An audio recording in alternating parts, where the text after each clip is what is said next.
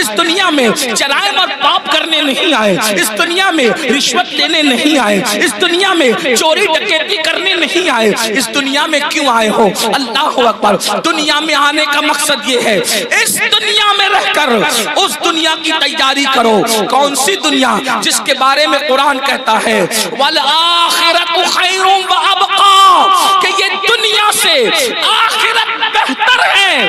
اس بہتر دنیا کی تیاری کرو جس کو آخرت کہتے ہیں، اس بہتر کی تیاری کرو جو کبھی ختم ہونے والی نہیں ہے۔ اللہ پاک نے دو ذمہ داریاں ہر مومن کو عطا کی ہے، دو ذمہ داری ہر مومن کو عطا کی ہے۔ اب اپنی دو ذمہ داری کو سنیں اور بات مکمل کی جائے۔ قرآن دو ذمہ داری کا بیان کرتا ہے۔ اللہ پاک ارشاد فرماتا ہے یا ایھا الذین آمنوا قوا انفسکم واہلیکم نارا، اے ایمان والو اپنے آپ کو اور اپنی اولاد کو جہنم کی اس آگ سے بچاؤ جس کا ایندھن انسان اور پتھر ہے۔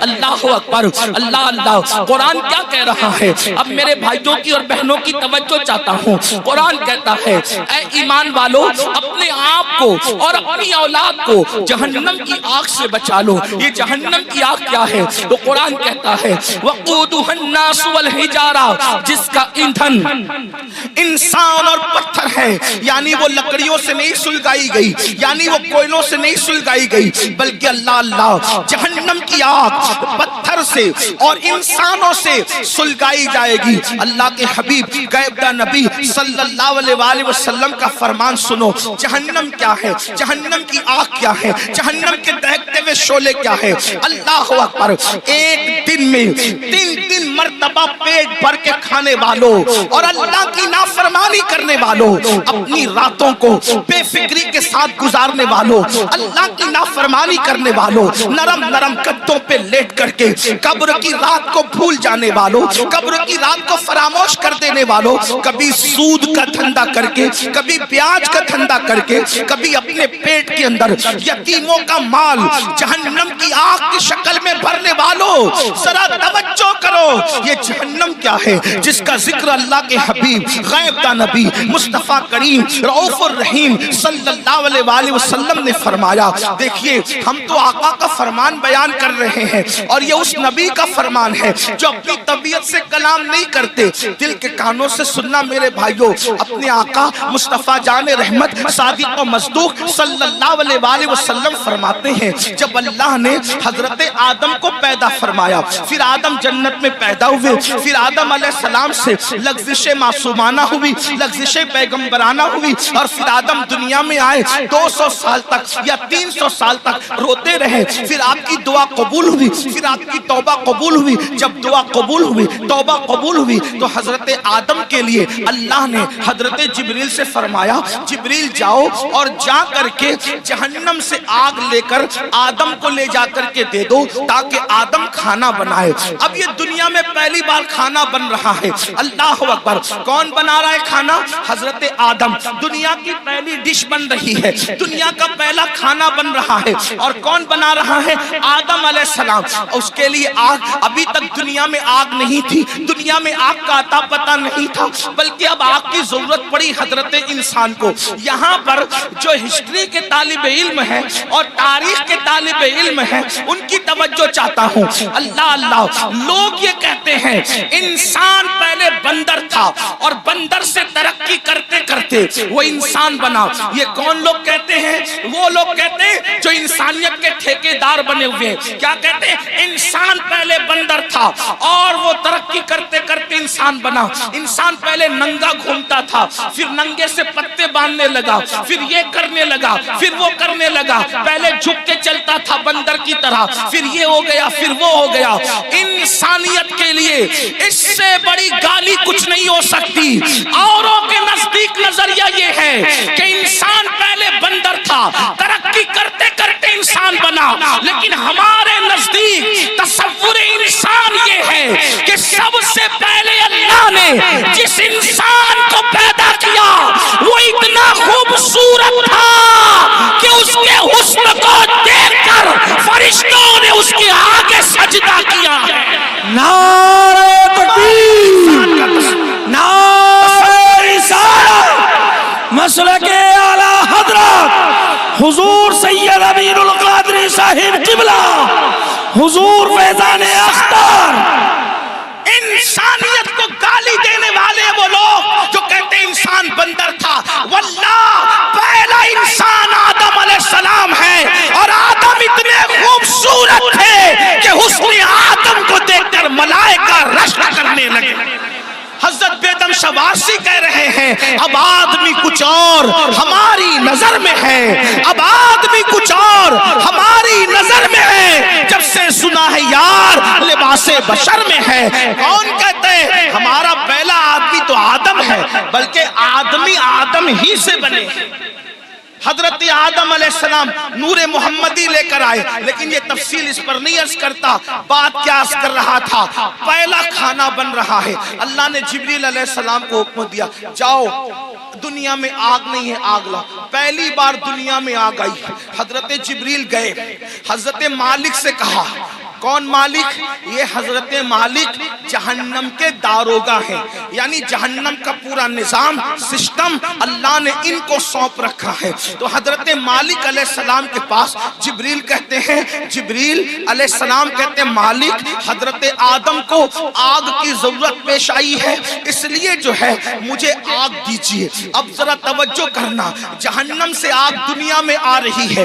حضرت مالک نے کہا کتنی آگ چاہیے؟ کھانا پکانے کے لیے آدم کو آگ چاہیے ایک کھجور اتنی، کھجور جتنی ہوتی ہے کھجور اتنی آگ مجھے دے دیں تاکہ میں آدم کو لے جا کر کے دے دوں. حضرت مالک نے کہا اے جبریل اگر کھجور اتنی آگ آپ جہنم سے دنیا میں لے کر جائیں گے تو ساری زمین بھی جل جائے گی، آسمان بھی جل کر بھسم ہو جائیں گے. نہ زمین برداشت کر سکتی ہے نہ آسمان برداشت کر سکتا ہے. کھجور اتنی آگ دنیا میں گئی تو پوری زمین اور آسمان جل کر کے راکھ ہو جائیں گے. پھر اس کے بعد حضرت جبریل نے کہا اے مالک آدھی کھجور جتنی مجھے جہنم کی آگ دے دیجئے تاکہ میں ان کو لے جا کر کے دے دوں. تو حضرت سیدنا جبریل امین نے جب کہا آدھی کھجور اتنی جو ہے وہ جہنم کی آگ دے دو، تو تب حضرت مالک نے کہا اگر میں نے آدھی کھجور اتنی آگ دے دی تو بھی یہ حال ہوگا کہ دنیا میں آسمان سے کبھی بارش نہیں ہوگی، کبھی پانی نہیں برسے گا، اس لیے آپ آدھی کھجور اتنی بھی آگ نہ لے کر جائیں. تو پھر کہا کتنی؟ تو حضرت سیدنا مالک نے کہا آپ سوئی کے ناکے اتنی یا ایک ذرہ جتنا ہوتا ہے اتنی آگ لے جائیں، وہ بھی ڈائریکٹ نہ لے جائیں. اب میں اپنے بھائیوں کی توجہ چاہتا ہوں. دیکھو یہ سارے عنوانات بہت غور کرنے والے ہوتے ہیں، توجہ کرنے والے ہوتے ہیں. میرے بھائیوں ہم آپ لوگوں کی محبتوں کا احترام کرتے ہیں، لیکن ایک بات آپ کو بتاؤں، ہمارے فوٹو اور ہماری تصویریں قیمتی نہیں ہیں، بلکہ رسول اللہ کی یہ فرامین اہم ہے جو آپ کو سنانے کے لیے بلایا جاتا ہے. اور آپ بہت اچھے سے سن رہے ہیں، لیکن تھوڑی آپ کی توجہ چاہتا ہوں. اتنی لمبی روایت میں نے پڑھی، اب اصل جو ہے وہ جس مقصد کے لیے پڑھی وہ یہ ہے. حضرت جبریل نے ایک کھجور اتنی آگ مانگی، منع کیا گیا. آدھی کھجور اتنی آگ مانگی، منع کیا گیا کہ بارش نہیں ہوگی آسمان سے. پھر ایک ذرے کے برابر آگ دی گئی. تو حضرت مالک نے کہا اس کو بھی ڈائریکٹ نہ لے جائیں بلکہ اس کو پہلے دھلا جائے. تو ذرہ برابر آگ حضرت جبریل کو حضرت مالک نے دیا. 70 مرتبہ جبریل علیہ السلام نے اس جہنم کی آگ کو رحمت کے پانی سے دھویا، اس کو واش کیا، دھویا، اور 70 بار دھونے کے بعد پھر اس آگ کو ذرہ برابر دنیا میں لایا گیا. لیجئے حضرت آدم یہ کھانا بنانے کے لیے ہے. تو حضرت آدم نے فرمایا اس کو پہاڑ پہ رکھو. جب وہ ذرہ برابر جہنم کی آگ جس کو 70 بار دھویا گیا تھا، ندی کے پانی سے نہیں، نہروں کے پانی سے نہیں، دنیا کے پانی سے نہیں، بلکہ رحمت خدا کے پانی سے 70 بار اس ذرے کو اور ذرہ برابر آگ کو دھویا گیا تھا. اور جب حضرت جبریل نے اس کو پہاڑ پہ رکھا تو پہاڑ پہ وہ ذرہ برابر آگ پڑی تو پورا پہاڑ جل کر کے بھسم ہو گیا. اور وہ ذرہ برابر آگ نے جب پہاڑ کو جلا دیا تو وہ فوراً جہنم کی طرف لوٹ گئی۔ پہاڑ کے جلنے سے، اس آگ کے اثر سے جو دھواں نکلا تھا، وہ دھواں پتھروں میں، لوہے میں اور جن لکڑیوں میں آگ ہے ان میں گھس گیا۔ اللہ اکبر۔ تو یہ جو دنیا میں آگ دیکھ رہے ہیں، یہ آگ وہ آگ نہیں ہے، بلکہ اس آگ کے اثر سے جو دھواں نکلا تھا، وہ دھواں ہے جو یہ آگ دنیا کی آگ ہے۔ اب مجھے بتاؤ، ذرہ برابر جہنم کی آگ 70 مرتبہ رحمت کے پانی سے دھو کر دنیا میں لائی جائے، وہ پہاڑ کو جلا دے اور پھر جہنم میں لوٹ جائے، تو اس کے باقیات، اس کے دھوئیں اتنی تیز ہیں کہ اگر جلا دے تو بستیاں جل کر خاکستر ہو جائے، اگر جلا دے تو انسان مر جائے، اگر جلا دے تو انسان کی آنکھیں اندھی ہو جائے، اگر جلا دے تو انسان کا دماغ کام نہ کرے۔ مجھے بتاؤ، 70 مرتبہ رحمت کے پانی سے ذرہ برابر آگ پر یہ اثر ہے، تو وہ جو جہنم کی پوری آگ ہے، اس کا کیا حال ہوگا، اس کا کیا اثر ہوگا؟ اب اللہ اسی آگ سے بچنے کا حکم دے رہا ہے۔ اے مومنو، میرے محبوب کے غلاموں، میرے محبوب کا نام لینے والوں، میرے محبوب کا کلمہ پڑھنے والوں، اپنے آپ کو اس آگ سے بچاؤ۔ آپ مجھے بتائیں، جب یہ جہنم کی آگ کا دھواں ہے جو دنیا کی آگ ہے، ہم اس کو برداشت نہیں کر سکتے، تو وہ جہنم کے دہکتے ہوئے شعلے، وہ جہنم کے بھڑکتے ہوئے شعلے، جس کے بارے میں حدیث پاک میں آیا ہے 3000 سال تک کے اس کو جلایا اور دہکایا گیا ہے۔ اب جہنم کی آگ مکمل سیاہ ہے، مکمل کالی ہے۔ اب وہ کس کے لیے ہے؟ آئیے اب ترتیب وار کچھ لوگوں کا ذکر سن لے۔ اللہ اللہ، کاش اپنی کمزوریوں پہ رحم کر کے، کاش اپنی کمزوریوں پہ رحم کر کے ہم اپنے آپ کو جہنم سے بچانے کی فکر کرتے، اپنے بچوں کو جہنم سے بچانے کی فکر کرتے۔ آئیے میں ایک حدیث پڑھتا ہوں، طویل حدیث رسول پاک صاحب لولاک سیاح افلاک صلی اللہ علیہ وسلم کی۔ اللہ اکبر۔ آج بہت سارے جرائم، بہت سارے گناہ ہمارے سماج میں بڑھتے جا رہے ہیں۔ ان میں سے ایک گناہ کیا ہے؟ فلم دیکھ کر، سیریل دیکھ کر، پکچر دیکھ کر لڑکے اور لڑکیوں میں آپس میں افیئر کا معاملہ جگ رہا ہے۔ اور اب شاید ہی کچھ بچے اور بچیاں ایسے ہوں گے کہ جو افیئر سے محفوظ ہیں، الا ماشاءاللہ۔ اور اس کے بعد پھر یہ افیئر کے معاملات، افیئر کی داستان انسان کو زنا تک لے جاتی ہے۔ اور یہ زنا کیا ہے؟ اب سنیے، اللہ اکبر، میرے اور تمہارے سچے نبی صلی اللہ علیہ وسلم فرماتے ہیں آج زنا بڑھ رہا ہے۔ بلکہ آپ کو بتاؤں، یہاں تک کہ لکھنے والوں نے لکھا ہر منٹ پر کئی زنا ریکارڈ کیا جا رہا ہے دنیا میں۔ تعفن ہے زنا کا، تعفن ہے بدکاری کا۔ اللہ اکبر۔ ہیرو ہیروئن کے چکر میں انسان اب زنا کو گناہ بھی نہیں سمجھتا۔ آؤ آؤ، اپنے نبی کا فرمان سنو، اپنے سچے رسول کا فرمان سنو اور اپنے آپ کو جہنم کی آگ سے بچا لو۔ اللہ کے سچے نبی، غیب کا نبی صلی اللہ علیہ وسلم فرماتے ہیں کہ جب قیامت کے دن زانیوں کو میدان محشر میں لایا جائے گا، اللہ اللہ اللہ کرے کسی کو یہ گناہ نہ کرے، اور اگر کسی نے کی ہو تو وہ جلد سے جلد توبہ کرے، اس گندگی سے نکلے۔ اے میری قوم کے جوانوں، گندی فلمیں دیکھ کر، گندی پکچریں دیکھ کر کس میں ڈوبے جا رہے ہو؟ اللہ اکبر۔ زنا کے بارے میں تمہارے اور میرے سچے نبی صلی اللہ علیہ وسلم ارشاد فرماتے ہیں کہ جب زانیوں کو قیامت کے دن میدان محشر میں لایا جائے گا تو پورا میدان محشر ان زانیوں کو پہچان لے گا، یعنی جنہوں نے دنیا میں زنا کیا ہے، محشر ان کو پہچان لے گا۔ اور وہاں پر یہ جلسے اتنا مجمع نہیں ہوگا، 1000 2000 10,000 لوگ نہیں ہوں گے، لاکھ 2 لاکھ 10 لاکھ لوگ نہیں ہوں گے، کروڑ 10 کروڑ لوگ نہیں ہوں گے، ارب 10 ارب لوگ نہیں ہوں گے، بلکہ سارے اولین اور آخرین ہوں گے۔ انبیاء وہاں ہیں، صحابہ وہاں ہیں، اولیاء وہاں ہیں، سب وہاں ہیں۔ اور میرے اور تمہارے سچے نبی فرما رہے ہیں زانیوں کو، دنیا میں زنا کرنے والوں کو جب قیامت کے دن لایا جائے گا تو ان کو سب پہچان لیں گے۔ اس کی وجہ کیا ہوگی؟ اگر حدیث میں نہیں آتا تو میں بیان کرنے کی ہمت نہیں رکھتا۔ میرے مخدوم زادے سامنے موجود ہے. اس طرح کے عناوین جو ہے میں محفل کے اندر کہنے سے احتیاط کرتا ہوں, لیکن جب دل ٹوٹتا ہے اور قوم جو ہے جس آگ میں جل رہی ہو اور پھر رسول اللہ کا فرمان ہو, تو پھر میں حیا کے پردے میں آپ کے دلوں کے دروازے پر یہ بات ضرور رکھ دینا چاہتا ہوں. سنو زنا کے اڈوں کی طرف جانے والے جوان, یقیناً یہاں جو لوگ موجود ہیں وہ ایسے نہیں ہیں,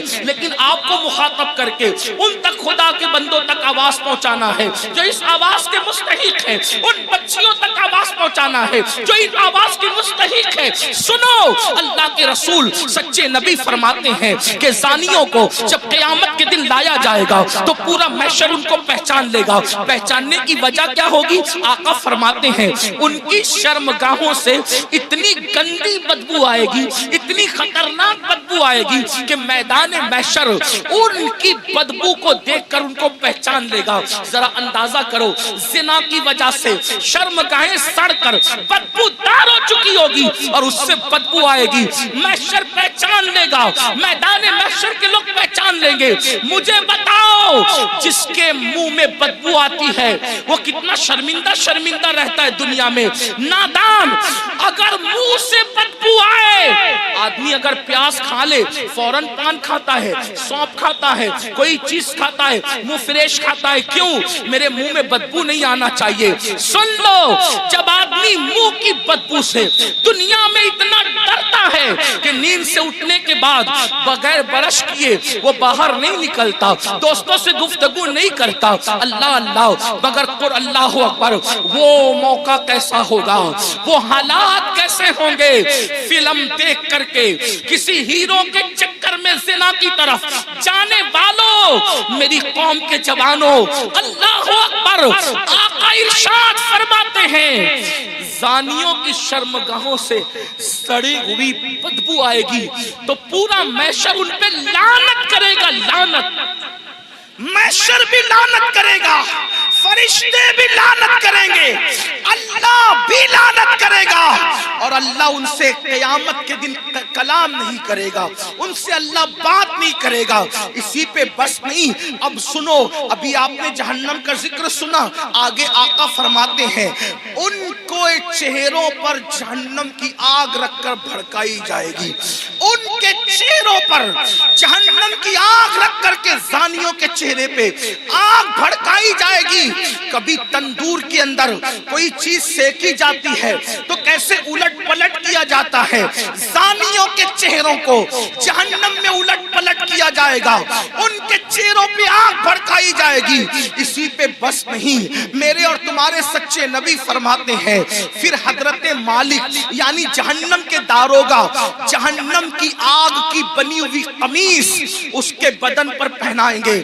ہائے ہائے, جو مئی کی گرمی برداشت نہ کر سکے, جو دسمبر کی سردی برداشت نہ کر سکے, یہ کمزور جسم جس پر مکھی اور مچھر چلے, تو یہ کمزور جسم مکھی اور مچھر کے ڈنک کو برداشت نہیں کر سکتا. یہ کمزور جسم اگر بتی کے چٹکے کو, سگریٹ کے چٹکے کو برداشت نہیں کر سکتا. ہائے, زنا کرنے کی بنیاد پر جب جہنم کی آگ کی بنی ہوئی قمیص اس کم نصیب کو پہنائی جائے گی, اس کم بخت کو پہنائی جائے گی, اس کا حال کیا ہوگا.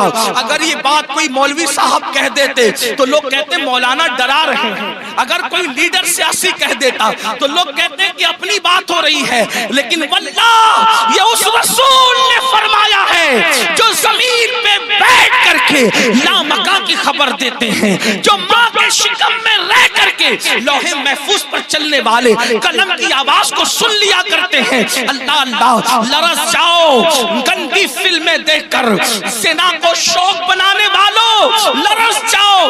آگ کی قمیص جب ان کو پہنائی جائے گی تو وہ تڑپیں گے, وہ بلکیں گے. اسی پر بس نہیں بلکہ تمہارے اور میرے سچے نبی مصطفیٰ کریم رؤوف الرحیم صلی اللہ علیہ وآلہ وسلم فرماتے ہیں اس کے بعد حضرت مالک فرشتوں کو کہیں گے, جو جہنم کے فرشتے ہیں ان سے کہیں گے ان زانیوں کی آنکھوں میں آگ کی سلاخیں ڈال دو, ان جہنمیوں لڑکیوں کی آنکھوں میں آگ کی سلاخیں ڈال دو، ہائے ہائے جہنم کی آگ سے بنی ہوئی سلاخیں ان کی آنکھوں میں ڈالنے کا حکم ہوگا۔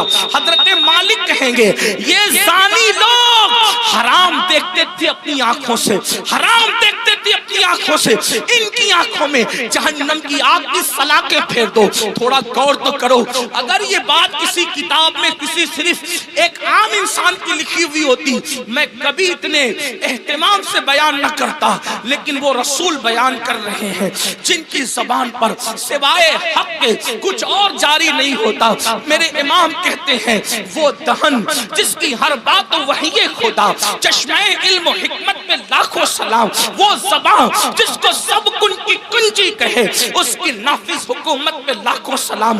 2 منٹ کی لذت کے لیے اللہ کو ناراض کرنے والوں، 2 منٹ کی لذت کے لیے اپنی آخرت کو تباہ کرنے والوں، پکچروں میں ہیرو ہیروئن کو زنا کرتا دیکھ کر، گندی پکچریں دیکھ کر اپنی آخرت کو تباہ و برباد کرنے والوں، سوچو تو صحیح، گناہ میں لذت تو ہے مگر عزت نہیں ہے، گناہ میں لذت تو ہے مگر سکون نہیں ہے۔ او سکون کے متلاشیوں، آج کہتے ہو دل کو سکون نہیں، کوئی کہتا ہے روزی میں برکت نہیں، کوئی کہتا ہے گھر میں آرام نہیں، کسی نے کچھ کر دیا، کسی نے کچھ کر دیا۔ میں کہتا ہوں کیا نہیں کیا یہ 2 نمبر کی بات ہے، لیکن ہم نے اپنی تباہی کا سامان کیا۔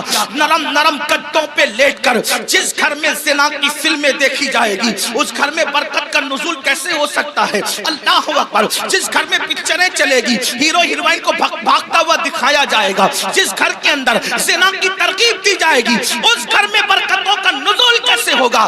جملہ کڑوا لگے تو معاف کر دینا، مراد آباد والوں غور سے سنو، جس گھر کی برکت کو اللہ اٹھا لے ملا کی دعا اور تعویذ، اس گھر میں کبھی برکت نہیں لا سکتے، اس لیے کہ خدا کی طاقت کے سامنے انسان بے بس ہے۔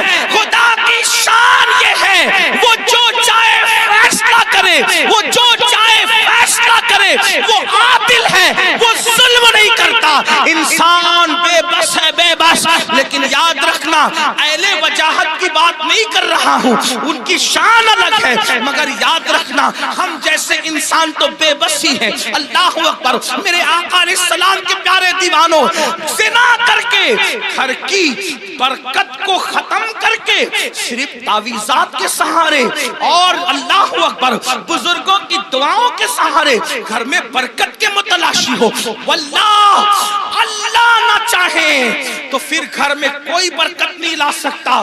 ہم لوگ اہل توحید ہے، اہل سنت، صوفیہ کے ماننے والے ہیں، ہمارا عقیدہ یہ ہے خیر ہی و شر ہی من اللہ تعالی، ہر خیر و شر اللہ کی طرف سے ہے۔ لیکن اللہ اکبر، اب سنو، غور سے سنو، میرے اور تمہارے آقا فرماتے ہیں، حضرت مالک کہیں گے آگ کی سلاخیں آنکھوں میں پھیر دو، آگ کی جہنم کی آگ کی سلاخیں آنکھوں میں پھیر دو۔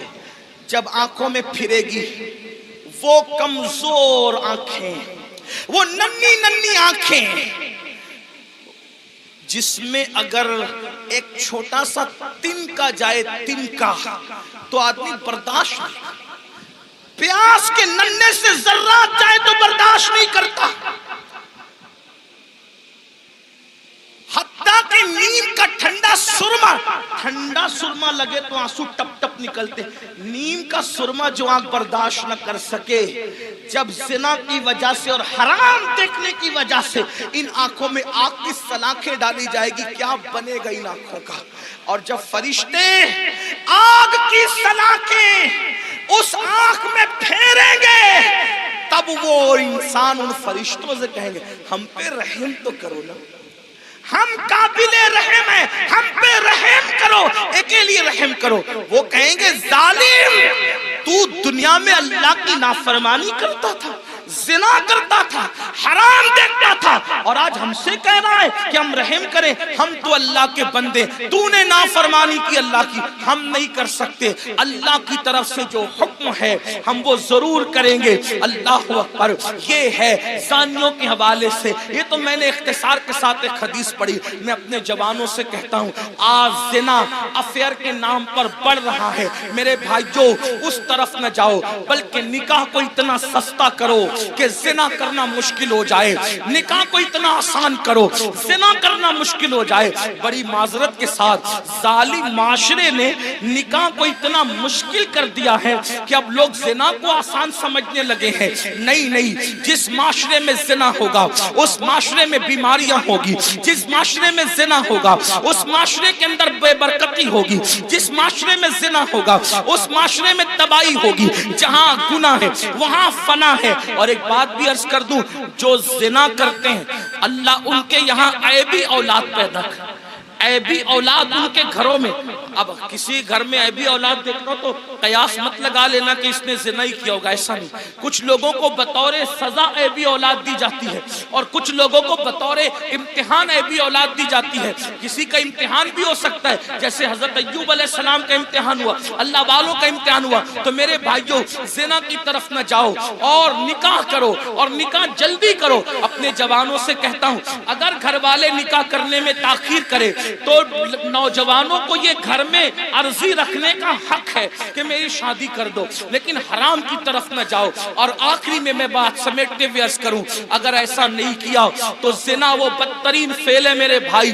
نسلوں تک اس کی سزا ملتی رہے گی. روزی میں برکت نہیں ہو سکتی, روزی میں کبھی برکت نہیں ہو سکتی. چہرے کا نور اٹھا لیا جائے گا, عمر گھٹا دی جائے گی, کہیں پناہ نہیں ملے گی. جنہوں نے جوانیوں میں زنا کیا ہے بڑھاپا اس قدر ان کا دردناک ہے, وہ بستر میں منہ چھپا چھپا کر روتے ہیں لیکن ان کو موت نہیں آتی. وہ موت مانگتے ہیں, ان کو موت نہیں آتی. جوانی میں پاپ کرنے والے, جوانی میں آوارگی کرنے والے, جوانی میں عیاشی کرنے والے, جوانی میں عیش کرنے والے دردناک زندگی گزارتے ہیں. کوئی پوچھنے والا نہیں رہتا, اس لیے کہ جس کی طرف سے خدا کی نظر رحمت پھر جاتی ہے ان کا کوئی پرسان حال نہیں. اس لیے میرے بھائیو آج سے پہلے اگر گندی فلم دیکھی ہو, آج سے پہلے کوئی زنا کا کام کیا ہو, آج سے پہلے کسی لڑکی سے ناجائز تعلقات رکھا ہو, آج سے پہلے کسی لڑکی کو پاپ کی نظر سے دیکھا ہو, آج کی اس محفل میں سچی توبہ کر لو, کیونکہ توبہ کا دروازہ کھلا ہوا ہے اور آج ہی کھلا ہے. جس دن مر جاؤ گے روح کا جس رشتہ جسم سے ٹوٹ جائے گا, توبہ کا دروازہ ہمارے لیے بند ہو جائے گا. اللہ, ایک بزرگ مجذوب تھے, وہ بستی میں لوگوں سے کہتے تھے لوگوں اللہ سے صلح کر لو, لوگوں اللہ سے صلح کر لو, لوگوں اللہ سے صلح کر لو. بستی میں کہتے پھرتے تھے لیکن اللہ والوں کی بات پہ کون توجہ کرتا ہے. اور جب قبرستان میں دیکھا گیا تو قبرستان میں کہتے تھے اے اللہ ان سے صلح کر لے, اے اللہ ان سے صلح کر لے, اے اللہ ان سے صلح کر لے. تو لوگوں نے کہا بابا بات بستی بدلتی ہے, بات بدلتی ہے. آپ بستی میں کہہ رہے تھے کہ لوگوں اللہ سے صلح کر لو اور قبرستان میں کہتے ہو اللہ ان سے صلح کر لے, جملہ کیوں بدل گیا قبرستان میں؟ بزرگ فرماتے ہیں بابا بات یہ ہے کہ جب انسان زندہ تھا تو اللہ اس سے صلح کرنا چاہتا تھا, اللہ اس سے صلح کرنے کے لیے تیار تھا, اسی لیے کہہ رہا تھا اللہ سے صلح کر لو. اللہ بندے کو, زندہ بندے کو روزانہ پکار کر کہتا ہے, رات کے آخری حصے میں اللہ کہتا ہے اے میرے بندو, رات کے پاپیوں, رات کے مجرموں, آؤ صبح پھوٹنے سے پہلے توبہ کر لو تاکہ اپنے دامن کرم میں, دامن رحمت میں تمہیں چھپا لوں, جگہ دے دوں. اللہ ہر رات پہلے آسمان پر تجلی کرتا ہے جیسا کہ اس کی شان ہے اور اپنے بندوں سے کہتا ہے آؤ مجرموں میری بارگاہ میں توبہ کرو تاکہ میں تمہیں معاف کر دوں. اور جب سورج غروب ہوتا ہے تو غروب ہونے سے پہلے پھر صدا لگاتا ہے جیسا کہ اس کی شان ہے, آواز دیتا ہے بندوں کو جیسا کہ اس کی شان ہے, میرے بندوں آؤ دن گزرنے سے پہلے پہلے دن کے مجرموں توبہ کر کر لو تاکہ میں تمہیں معاف کر دوں. ہائے انسان، تیری غفلت پر افسوس ہے. لیڈر بلائے تو دوڑا دوڑا جاتا ہے، M L A M P بلائے تو دوڑا دوڑا جاتا ہے. روزانہ میرا اللہ جو کروڑوں ماؤں سے زیادہ ہم سے پیار کرتا ہے، میرا اللہ جو کروڑوں ماؤں سے زیادہ ہم سے محبت کرتا ہے، میرا اللہ جو ہماری ستر پوشی کرتا ہے، وہ ستار ہے، عیبوں کا چھپانے والا ہے. یاد رکھنا مسلمانوں، اگر اللہ نے ہمارے عیبوں پہ پردہ نہ ڈالا ہوتا تو نہ آپ یہاں بیٹھنے کے قابل ہوتے، نہ ہم لوگ یہاں بیٹھنے کے قابل ہوتے. کتنا کرم ہے، گناہ کرتے ہیں، عیبوں پہ پردہ ڈالتا ہے. ارے بیوی اتنی محبت کرتی ہے لیکن ہمارے عیب دیکھتی ہے تو اپنے میکے میں جا کر بیان کرتی ہے. امی اتنا پیار کرتی ہے، ہمارے عیب دیکھتی ہے تو ابو کو بیان کرتی ہے. ابو اتنا پیار کرتے ہیں، ہمارے عیب دیکھتے ہیں تو امی کو بیان کرتے ہیں. بھائی لوگ اتنا پیار کرتے ہیں، ہمارے عیب دیکھتے ہیں تو بھائیوں کو بیان کرتے ہیں. کتنا میرا مولا پیارا ہے، کیسا کرم کرنے والا ہے. اتنے ہم جرائم کریں، اتنے گناہ کریں، پردے پہ پردے ڈالتا ہے، پردے پہ پردے ڈالتا ہے، پردے پہ پردے ڈالتا ہے. اللہ کے بندو، سب کی محبتوں کا خیال کیا، ذرا رب کی محبت کا بھی تو خیال کرو. جو بات آخری عرض کرنے چلا تھا، ایک حدیث پڑھنے چلا تھا، آؤ میرے اللہ کی کہ فرمان پر عمل کرو. آج سے پہلے جو زندگی میں تبدیلی پیدا کر لو، زندگی میں انقلاب پیدا کر لو. پتا ہے اللہ نے کیسے کیسوں کو معاف کیا. بس یہ روایت پڑھ کے بات ختم کروں گا تاکہ میرا جوان جو گانے سن کر مجرم ہو گیا، جو زنا کر کے مجرم ہو گیا، جو عورتوں سے پیار کے نام پہ مجرم ہو گیا، ان کو دھاڑس بندے کہ ہم توبہ کریں تو اللہ ہمیں معاف کرے گا، اللہ ہماری مغفرت کرے گا.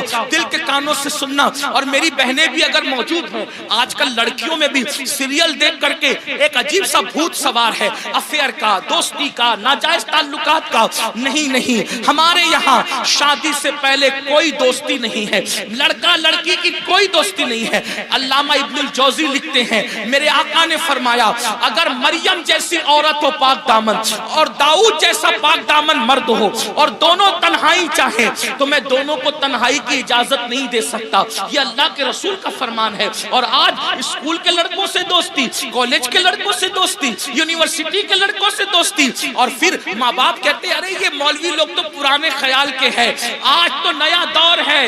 اگر میری بیٹیا کسی لڑکے سے دوستی کر رہی ہے تو کیا ہماری بیٹی ایسی پاپی ہے، ایسی مجرم ہے؟ میں کہتا ہوں سن لو، کسی کی بیٹی پاپی نہیں ہوتی، کسی کی بیٹی مجرم نہیں ہوتی، مگر اندر جو نفس ہے، نفس وہ برائی کا حکم دیتا ہے، وہ برائی پہ ابھارتا ہے.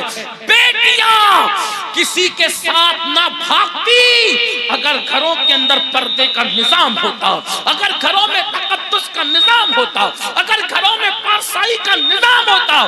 ہماری بیٹیوں کو 50 سال پہلے چچا زاد بھائی سے بھی پردہ کرایا جاتا تھا، مامو زاد بھائی سے بھی پردہ کرایا جاتا تھا، خالہ زاد بھائی سے بھی پردہ کرایا جاتا تھا، دیوروں سے بھی پردہ کرتی تھی، جیٹ سے بھی پردہ کرتی تھی، بہن بھائی سے بھی پردہ کرتی تھی. اور آج اسکول کے لڑکوں سے دوستی نہیں. کسی کو برا لگتا ہے، 1000 بار برا لگے، ہمارا مذہب یہی ہے اور یہی ہے. اگر کوئی ٹی وی پہ بیٹھ کر بھونکتا ہے کہ مولوی پردے کی بات کرتے ہیں، ہم کہتے ہیں ہم تم سے نہیں کہتے، ہم اپنی بیٹیوں سے کہتے ہیں. اور ہماری بیٹیوں کو کہنے کا ہمیں حق ہے کہ ہر آدمی اپنی بیٹی کا ذمہ دار ہے.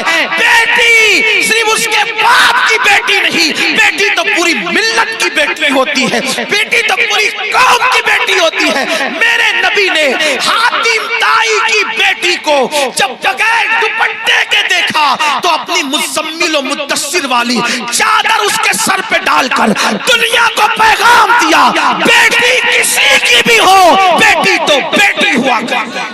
ہمارے یہاں بیٹی کی اہمیت ہے. اور یہ تو ظلم کرتے ہیں، یہ تو پردہ ظلم لگتا ہے تمہیں. کیوں ظلم لگتا ہے پتہ ہے؟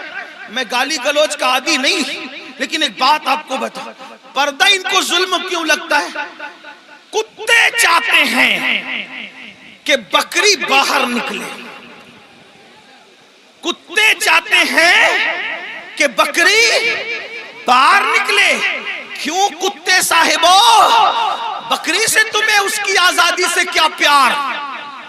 وہ کہا یہ گھر میں رکھا اس کے مالک نے ظلم ہے. ہم نے کہا ظلم نہیں، مالک کی محبت ہے.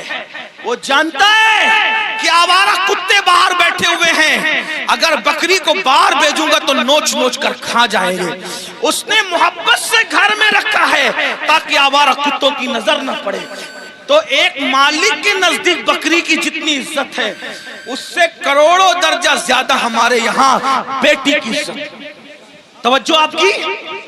ہمارے اب آپ کہیں گے بیٹی کی کیوں اتنی عزت ہے؟ میں نے کہا اس لیے اتنی عزت ہے کہ ہمارے یہاں بیٹی کا روپ معمولی روپ نہیں ہے. بیٹی کا روپ سیدہ طیبہ طاہرہ خاتون جنت فاطمۃ الزہرا کا روپ ہے. اور وہ ایسا روپ ہے کہ جس کے لیے پوری کائنات کھڑی ہوتی ہے. جب وہ شہزادی نبی سے ملنے آتی ہے تو میرا نبی ان کے استقبال کے لیے کھڑا ہوتا ہے. بیٹی یہ ہے. اوروں کی یہاں بیٹی کیا ہے مجھے نہیں پتا. ہمارے یہاں بیٹی، اب سن لے بیٹی کیا ہے. ہمارے یہاں بیٹی فاطمۃ الزہرا ہے. ہمارے یہاں بیٹی بنت صدیق عائشہ صدیقہ ہے. ہمارے یہاں بیٹی حضرت سیدہ زینب کبریٰ ہے.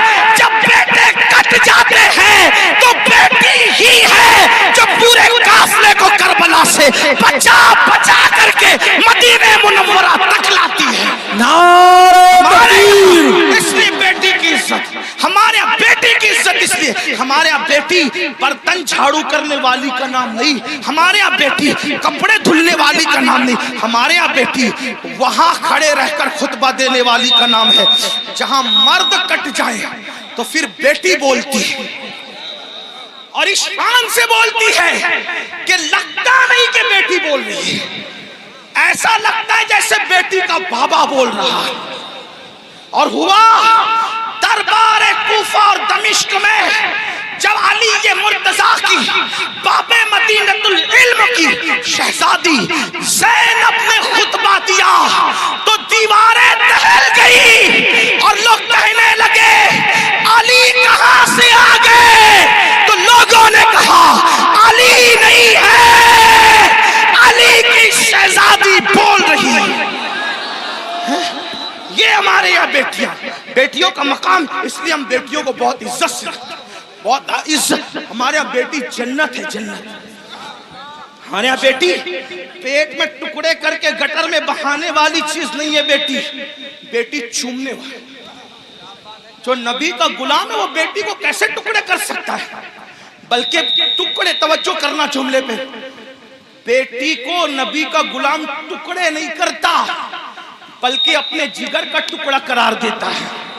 کیونکہ رسول اللہ نے اپنی شہزادی کے لیے کہا فاطمہ تو بدعۃ منی، وہ تو میرے جگر کا ٹکڑا ہے. تو بات دور نکلی. عرض کیا کر رہا تھا؟ آج سے پہلے جو بھی گناہ ہوا ختم کرو، توبہ کرو. جب اللہ والے موجود ہوں توبہ کرو. اللہ نے گارنٹی دی، اللہ نے وعدہ کیا ان اللہ لا یخلف المیعاد. اللہ کا وعدہ خلاف نہیں ہوتا. کچھ بھی ہوا توبہ کرو، سچی توبہ. مگر توبہ کون سی؟ ہر مجمع میں جو کرتے ہیں وہ نہیں. کان کھینچنا، گال پیٹنا، استغفر اللہ کہنا، یہ والی توبہ ہے. یہ غیر تربیت یافتہ پولیس ہے. ان سے میری ہاتھ جوڑ کے گزارش ہے، اللہ والو ہٹ جاؤ وہاں سے. ان کو جگہ ہی نہیں ہے بیٹھنے کے لیے. وہ کہاں بیٹھیں گے میرے بھائی؟ ہٹو وہاں سے، ڈسٹرب مت کرو. بات آخری مرحلے میں ہے. یہی تو غیر تربیت یافتہ ماحول کی نحوست ہے. ایک بار درود شریف پڑھے. آپ لوگ ہٹو میرے بھائیوں، خاکی وردی والے میرے بھائیوں، اللہ تمہارا نصیبہ چمکا دے. وہاں سے ہٹ جاؤ، جگہ نہیں. وہ بیٹھیں گے کہاں؟ ان کو کھڑے رہنے تو. بات آخری مرحلے میں. ایک بار درود شریف پڑھیے. اللہ رب محمد صلی اللہ علیہ وسلم نحن عباد محمد صلی اللہ علیہ وسلم. پہلی بات تو سنیوں کے جلسے میں پولیس کا کوئی کام ہی نہیں ہے. ڈنڈے والوں کو، یہ ڈنڈے والی قوم نہیں، یہ جھنڈے والی قوم ہے. یہاں کوئی ڈنڈا نہیں نکلنا چاہیے. ہاں، اور اگر لوگ ہمیں کچلتے ہیں تو ہم ان سے محبت سے کہتے ہیں نہ کچلو. ہم کچلنے کی چیز نہیں. میاں کو کچلا، مجھے کچلا، ناخن لگا دیا، یہ بھی آپ کی محبت کی نشانی لے کے جائیں گے. ہاں، ناخن. اچھا اچھا معاف کیجئے، میں سمجھ رہا تھا میرے سر حضرت فرما رہے خاکساران حق ہے، یہ میرے مجاہد ملت کی ٹیم، ماشاء مجھے ایسا لگا پولیس والے، لیکن وہ میں سوچ رہا تھا اتنی بدنظمی کیوں کر رہے ہیں میرے بھائیوں؟ یہ غوث پاک کی محفل ہے، غوث پاک کی محفل جو سجتی تھی یہ اس کا بچا ہوا حصہ، یہ ان کی خیرات ہے، اپنا کوئی کمال نہیں، جلسے والوں کوئی کمال نہیں، یہ غوث پاک جس کو بلاتے اس محفل میں وہ آتا ہے۔ یہاں ڈنڈے کا استعمال نہیں ہونا چاہیے، وہ خاکساران حق کو میں سلام کرتا ہوں، مجھے ایسا لگا کہ پولیس والے، لیکن بہرحال ان کو بھی سلام، ان کی اللہ انہیں برکتیں دے، لیکن تھوڑا سا وہ بھی دماغ سے کام لے، ان کو جگہ نہیں بیٹھنے کے لیے، کہاں بیٹھے گا انسان؟ اسٹیج پہ جگہ نہیں، لوگ کھڑے ہوئے ہیں، ہم ان کو ابھی بیٹھنے کے لیے کہتے ہیں اس پہ ظلم نہیں ہوگا، کیسے کہ ان کو بیٹھنے کے لیے، کیونکہ جگہ نہیں ہے۔ یہ تو حضرت اختر میاں رحمت اللہ تعالیٰ علیہ پر رسول اللہ کی خاص نگاہ ہے، ان کے مرشد حضور سرکار کلہ کی خاص نگاہ ہے کہ ان کی محفل میں اتنے لوگ جمع ہو گئے، ورنہ آج کس کے لیے کون آتا ہے؟ تو بات آخری کر رہا تھا، اس کو سن لے، بات ختم، ایک بار درود شریف بلند آواز سے، اللہ رب محمد صلی اللہ علیہ وسلم نحن عباد محمد صلی اللہ علیہ وسلم صلاۃ و سلام علیکم۔ آخری بات، کچھ بھی کیا توبہ کر، وہ والی نہیں، کان کھینچنا، گال پیٹنا، استغفر اللہ، وہ والی۔ کون سی توبہ؟ جیسے بکری کے تھن سے دودھ نکلے اور دوبارہ اسی سوراخ سے تھن میں نہ جائے، ایسی گناہ سے نکلو، پھر ادھر کا رخ مت کرو، پھر مت پلٹ کر جاؤ اس طرف، یہ توبہ۔ ایسی توبہ کرنے والوں کے ساتھ جنت کی ضمانت ہے، جنت کی بشارت ہے، سدھر جاؤ۔ تو بستی میں بات کر رہا تھا، بیچ میں نکل آئی کہ جب تک وہ زندہ تھے، بزرگ کہتے ہیں کہ اللہ ان کو معاف کرنے کے لیے تیار تھا، معافی مانگ لو میں معاف کر دوں گا، انہوں نے توبہ نہیں کی، اب مر گئے اور عذاب میں گرفتار ہو گئے، تو میں کہتا ہوں یہ اللہ ان سے صلح کر لے، اللہ ان سے صلح کر لے، لیکن اب جب عذاب میں گرفتار ہو گئے تو اب اللہ ان سے صلح کرنے کو تیار، یہ اللہ سے صلح کرنا چاہتے لیکن اللہ ان سے صلح کرنے تیار، اس لیے مرنے سے پہلے توبہ کر لو۔ جو حدیث پڑھنا ہے وہ یہ حدیث مختصر سے وقت میں پڑھتا ہوں، میرے وقت میں جو میں نے 1 گھنٹہ متعین کیا تھا 10 منٹ کا ٹائم رہ گیا، اس میں بات پوری کر لوں۔ حدیث پاک کا مفہوم ہے، کئی کتابوں کے اندر یہ حدیث ہے جس کو فقی ابو اللہ سمرقندی نے لکھا، علامہ ابن الجوزی نے لکھا، میں وہاں سے بطور مفہوم پڑھ رہا ہوں۔ سیدنا فاروق اعظم ایک مرتبہ رسول اللہ صلی اللہ علیہ وسلم کے دربار میں آ رہے تھے، حاضری دے رہے تھے، دروازے پہ کیا دیکھا؟ ایک جوان ہے، خوبصورت جوان، جو کھاک اٹھاتا ہے اپنے سر پہ ڈالتا ہے، کھاک اٹھاتا ہے اپنے سر پہ ڈالتا ہے، روتا ہے، بلکتا ہے، آہیں بھرتا ہے۔ فاروق اعظم نے فرمایا رسول اللہ کی چوکھٹ پر یہ کام تم کر رہے ہو، کھاک اٹھا کے سر پہ ڈالتے ہو، روتے ہو، بلکتے ہو، آہیں بھرتے ہو، بات کیا ہے؟ تو فاروق اعظم سے اس جوان نے کہا اے میرے بھائی عمر، آقا کی بارگاہ میں حاضری دینا چاہتا ہوں لیکن ہمت نہیں ہے، حوصلہ نہیں ہے حاضری دینے کا، اس لیے میں یہ چاہتا ہوں کہ آپ اجازت لے لیں، آپ حضور سے عرض کر دیں کہ حضور مجھے اذن حضوری عطا کر دیں، حاضری کی اجازت عطا کر دیں تاکہ میں رسول اللہ کی بارگاہ میں حاضر ہو جاؤں۔ تو آقا علیہ السلام سے فاروق اعظم نے عرض کی آقا میرے ماں باپ آپ پہ قربان یا رسول اللہ، ایک جوان ہے چوکھٹ پہ بیٹھا ہے، سر پہ خاک ڈال رہا ہے آقا، اور وہ آپ کی بارگاہ میں حاضری دینا چاہتا ہے، یا رسول اللہ اگر آپ اجازت دے دیں تو وہ حاضر ہو جائیں۔ وہ جوان آ گیا، اب دھیان سے سننا، غور سے سننا، وہ جوان آیا، آنکھیں جھکی ہوئی تھی، آنکھوں سے آنسو بہ رہے تھے، مسلسل ٹپ ٹپ آنسو ٹپک رہے تھے، ندامت اور شرمندگی چہرے سے ظاہر تھی، سر جھکا ہوا تھا۔ آقا نے فرمایا اے جوان کیا ہوا؟ اس جوان نے عرض کیا یا رسول اللہ اتنی عرضی لے کر آیا ہوں کہ آپ میرے لیے دعا کر دیں کہ اللہ میری مغفرت کر دے، اللہ مجھے معاف کر دے،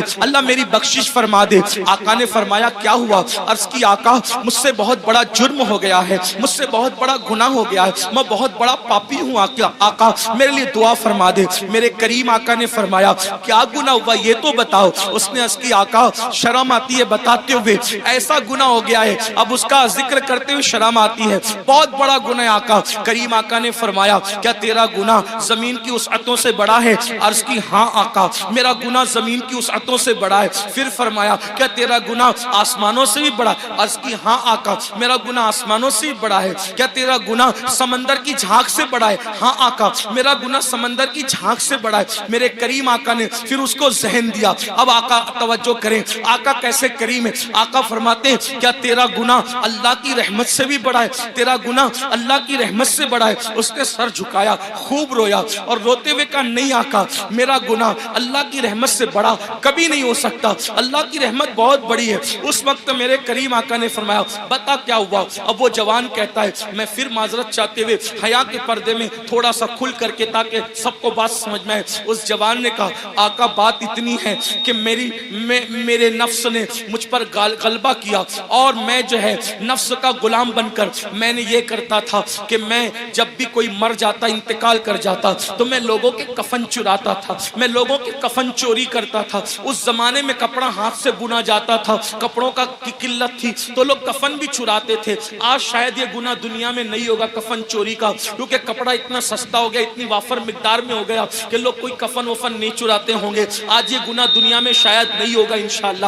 لیکن بہرحال اس جوان نے عرض کی میرے آقا میں کفن چوری کرتا تھا اور پھر ایک قبر پر میں گیا کفن چوری کرنے, تو جیسی میں نے کفن نکالا خوبصورت سی لڑکی تھی. میں علامہ ارشد القادری کا سہارا لیتے ہوئے تھوڑا سا آپ کے دماغ میں بٹھانے کے لیے بات عرض کروں. اللہ اللہ, یعنی کہ بات یوں ہے کہ چاندنی رات تھی, قبرستان کا سناٹا تھا اور قبرستان میں میرے سوا کوئی نہیں تھا. چاند کی دودیا روشنی جو ہے وہ چھن چھن کر کے آ رہی تھی, قبروں پر پڑ رہی تھی. سکون تھا, سناٹا تھا, کیف و سرور کا ماحول تھا. میں نے تازہ سی قبر کھولی, کھولنے کے بعد میں نے جیسی لاش نکالی وہ کسی مرد کی لاش نہیں تھی, وہ کسی عورت کی لاش تھی. عورت میں بھی ایک دوشیزہ یعنی خوبصورت جوان کی لاش تھی. جیسے ہی میں نے کفن نکالا چاند کی دودیا روشنی اس کے خوبصورت جسم پہ پڑی اور وہ لڑکی اور خوبصورت دکھنے لگی. شیطان اور نفس نے مجھ پہ مکمل غلبہ کیا اور مجھے جکڑ لیا, مجھے پکڑ لیا اور مجھ سے وہ کچھ کرا دیا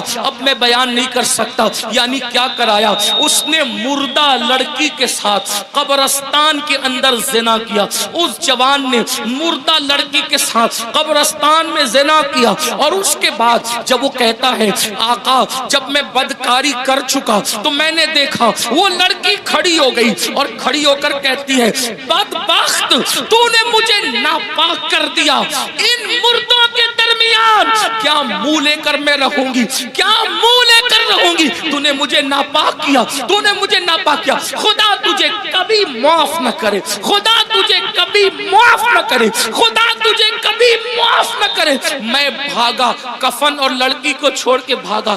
آقا او دن اور آج کا دن ہے, قرار نہیں, سکون نہیں, اطمینان نہیں. کھاتا ہوں صدائے باز گشت کانوں میں ٹکراتی ہوئی محسوس ہوتی ہے, لیٹتا ہوں صدائے باز گشت کانوں میں ٹکراتی محسوس ہوتی ہے.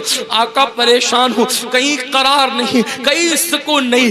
زندگی میں گناہ کرتے کرتے یہ لمحات ضرور آتے ہیں جب انسان گناہ کر چکا ہوتا ہے تو اللہ اس پر تباہی مسلط کر دیتا ہے. اللہ نہ کرے کوئی اس منزل پر پہنچے. اے میرے آقا کے غلاموں, میرے آقا کا نام لینے والوں, اس سے پہلے کہ یہ منزل آپ پر ہم پر آئے اللہ کی بارگاہ میں رجوع ہو جاؤ, گڑ گڑا جاؤ. حضرت ذوالنون مصری کہتے ہیں اللہ کے یہاں آنا کیسے آنا, طریقہ بتاتے ہیں. حضرت ذوالنون مصری طریقہ کیسے آنا, ایسے آنا جیسے بچہ ماں کے یہاں آتا ہے. کیسے آتا ہے, ماں سے لپٹتا ہے, ماں کہتی ہے ہٹ. ذوالنون مصری کا انداز صوفیہ نے اسی طریقے سے دین سمجھا. حالانکہ اللہ کی ذات تمثیل سے پاک ہے.